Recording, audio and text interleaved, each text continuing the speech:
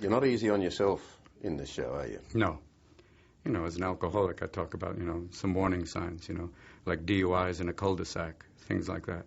The idea of, have you been through it to talk about it and see, this is what you go through. Heart surgery, alcoholism. I went to rehab in wine country just to keep my options open. And the idea of, these are things you got to talk about. Well, you got your own vineyard. Yes, that's like Gandhi owning a delicatessen. What are you doing? This is not for my consumption. So you were dry for 20 years. Yes. Why did you fall off? I was in a little town in Alaska. It wasn't the end of the world, but you can see it from there. And it was like all of a sudden I thought, I could drink. It's also that same thought you have if you look off a large building and go, I can fly.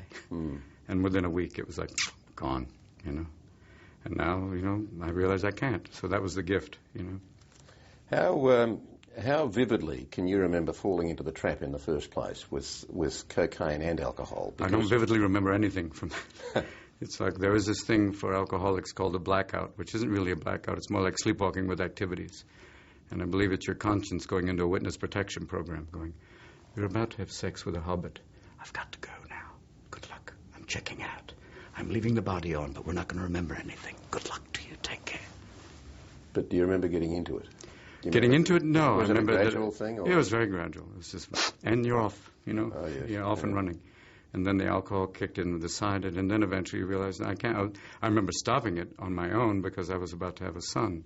And I didn't want to be coked up going, hey, Dad loves you. Here's a little switch. I'm going to throw up on you. You don't want to be like that. And I had to kind of go, but I did it alone. So that was why it was, 20 years without any help. Of course, there are people who would say, why did you ever need cocaine? Yeah, it's a bit redundant. You're as fast without it as the heaviest cocaine addict would be. Yeah, it's that weird thing. But I think I did it because it would actually allow me not to talk.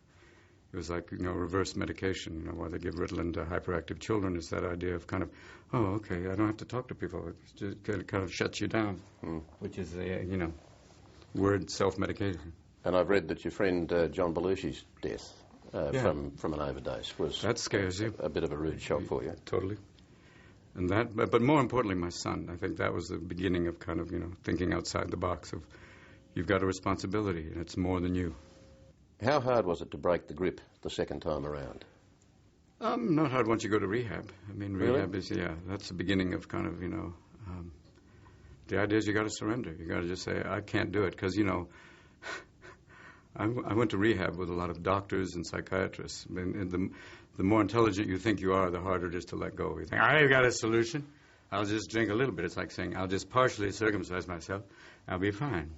And then you have to go, nope, you lose. You can't do it. You need help. And at that point, that's the beginning. And then, once you do that, you're out and run.